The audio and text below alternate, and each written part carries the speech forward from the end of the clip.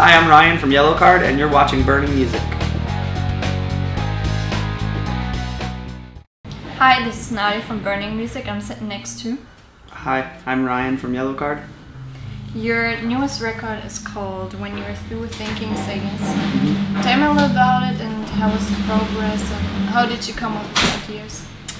Well, we had been on a break for about 2 years before we went into writing the record.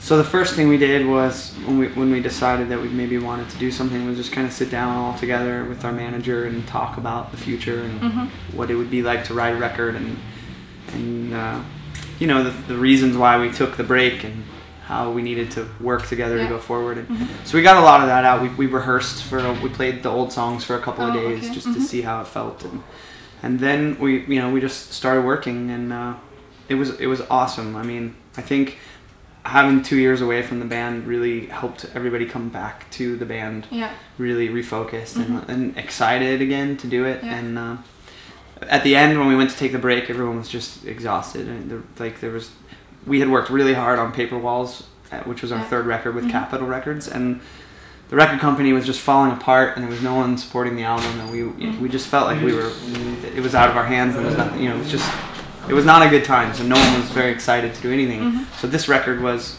really great because it was so much fun to work on and write, because it felt like we were kind of doing it for the first time again. You know, new record company, new challenges, it was like starting over. And there was something really great about that. What's your favorite song of the album and why? Oh man, that's a tough question. I don't know if I really have one favorite. We've been playing a song called "See Me Smiling," which is near the end of the record. We've been playing that live. One of the songs we've been playing is that, and it's amazing to play live. I love playing it live, so that maybe is sort of a favorite. Okay. Your breakthrough was with the album Ocean Avenue. Did you expect that success, or not really? I don't. I mean, we had no idea what it was going to be like. You know, we were pretty young when we got signed to a big giant record company, and had of course heard horror stories about signing to big giant record companies. You know, so we were a little nervous about that, but it was also something we had obviously wanted to do our whole lives. So you know, we kind of took the gamble and signed the papers, and then we were really lucky, and we had a really great team of people very early. That changed over time. A lot of people left the company or got fired or whatever else happens there. Sort of turned into the horror story. But at the beginning, it was just this great, tight group of people that were all really focused and all loved the band and had really new, fresh ideas about the music business and how to get the band marketed and and the music out. And so, I really credit a lot of it to them, to the people at Capitol, or the original team. But yeah, no, I mean, when we went into writing Ocean Avenue, we were just writing a record. I mean, we wrote how we knew how to write. We didn't really. People always ask if you write the singles or you. I mean, in fact, the song Ocean Avenue almost didn't go on the record because I couldn't finish the chorus. I couldn't get like a melody and lyrics for the chorus. And then it was a last minute thing. We certainly had no idea that was going to be the song. That sort of like provided us with a career for the rest of our lives. But so no, I mean, it was really awesome, and it was very overwhelming, and we had a lot of fun with it, but we also made a lot of really stupid decisions. It's a lot of success to handle at a young age, and so we've learned a lot. That record, that experience really taught us a lot about what we do now and how to do it. What do you love about touring? Definitely just being in different countries, different places. I've been around the world so many times for the age that I am. It's pretty fascinating. I mean, no one in my family had ever traveled like this, or probably will ever get to travel this way. And it just, so I really just get to see the world, and it's incredible. And I think that's what I love the most about it is knowing that every year I'm going to get to travel, all the way around the world. And last night we were in Austria. It was the first time we'd ever played a club show in Austria. We've been touring Europe for 8 years or 9 years or something. We've never been there. We're still going places we've never even been before. So that's exciting. We're going to Spain and Portugal this trip for the first time, and Spain shows are sold out. It's just this really cool stuff happening, and you know, I love that. I love traveling. What's your favorite place then? Have you ever been? Been to a lot of really great places. I think I'd probably have to go with Japan, which most people answer that, I know, but it's just such an amazing place. Okay, I've never been there. And yeah, it's incredible, and it's so fun, and I've been there so many times that I really understand how to get around and where I like to go and what I like to do on there. So yeah, there's just something so like you just feel really like you're in this incredible world. Like it's just so different from where you're from, you know, what you're used to. It's just I love it. I love the culture there. The people are incredible. They're so nice and I don't know. I love it there. Okay. What do you do for fun between the shows? Not much. Like if it's the weather's all right and we can find a place, we like to kick the soccer ball around.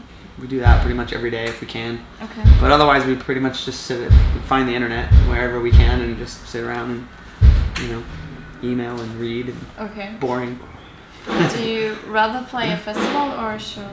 I think there's great things about both. You know, I love both things. I like being able to play in front of gigantic crowds and learning how to do that, and then also having smaller, more intimate shows is great too. I think there's amazing aspects to both kinds of shows. Who would you love to tour with? Foo Fighters, probably. I don't know if their fans would let us play with them. They're a little bit more rock and roll than we are. But I would love to do a full tour with that. Which was the funniest tour so far? I don't know. It's an interesting question. Probably this tour we just did in Australia this year, like 2 months ago, because it was a festival, traveling festival kind of thing. But the band, there were so many bands that knew each other. It was a Warped Tour kind of thing, and all the bands knew each other, and so every day was just complete madness. And we went out every night. I don't really do that much anymore. I'm pretty much a homebody. I stay in and take care of my voice. But this tour was just, that wasn't gonna fly. Like no one was gonna let you do that. So we were out every night with so many great friends, and it was so much fun. Probably one of the best tours I've ever been a part of. It was great. How do you get ready for a show? Warm up the voice, drink some tea. We don't have any real like heavy rituals that we do.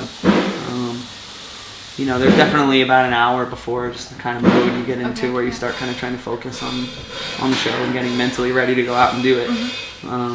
But nothing too strict or intense. I think my vocal warm up is probably the only real routine thing I do. Which song do you love to play live? Do you have any favorites? Honestly, Ocean Avenue is probably my favorite song to play.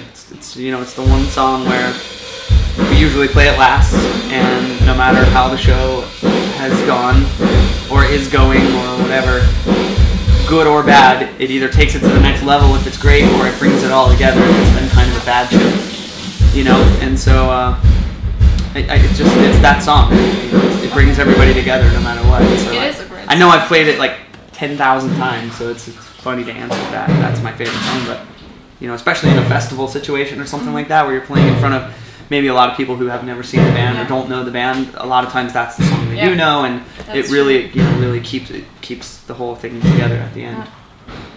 Do you have any funny stories to tell while you're on tour? This tour has been pretty mellow.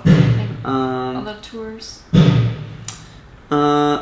I think the most crazy thing that's happened to us this year was we were on a train leaving St. Petersburg, Russia, going to Helsinki, Finland, and the customs agents kicked us off the train because of our gear. They apparently didn't have the right computers to check all of our gear out of the country. So they basically just threw all our gear in the snow in this train station in the middle of nowhere, and the train left. And we had to get in 2 taxis with 2 old Russian men who spoke no English at all, and just hope that we were going to get where we were going. And I mean, it was pretty amazing to survive that. You know, it's like those are the kind of things where you're just wow, we just drove across the northern coast of the Baltic Sea in taxi cabs for 6 hours. You know, it was crazy. So that was probably the most intense, you know, or weird thing that happened this year. Describe your music in your own words. I mean, when people ask, well, what does it sound like? You know, I just say that it's just like pop rock music. It's really heavy with really heavy melody, melody driven rock and roll. I mean, it's, you know, some of it's more punky, I guess, which we get the pop punk thing. I'm not really a big fan of that word, but I get it, why people call it that. But you know, I think we just really try and charge our music with a lot of melody and sonically make it as big as we can, and you know, so. What are the plans for the future? We're gonna finish this tour in about 2 weeks, and then we're gonna go home and take the holidays off, and then go right back into writing, rehearsing for a new record. And I think we're gonna start recording in March, and hopefully finish in a couple of months, and then get back out on the road. We have a big summer tour next year in the States that I can't say what it is because they haven't released it yet, but we're definitely touring and looking at doing festivals in Europe. Hopefully, hopefully Rock am Ring, Rock am Park. I would like to do that. I'm going to be there. Cool. So Well, you have to be there. All right, you put in a good word for us. I will. Hopefully, we're gonna get those. Yeah, but most exciting is obviously we're gonna go write a new record and just kind of keep going while it's, you know, strike while the iron's hot. All right. Thank you very much. You're welcome. Thank you.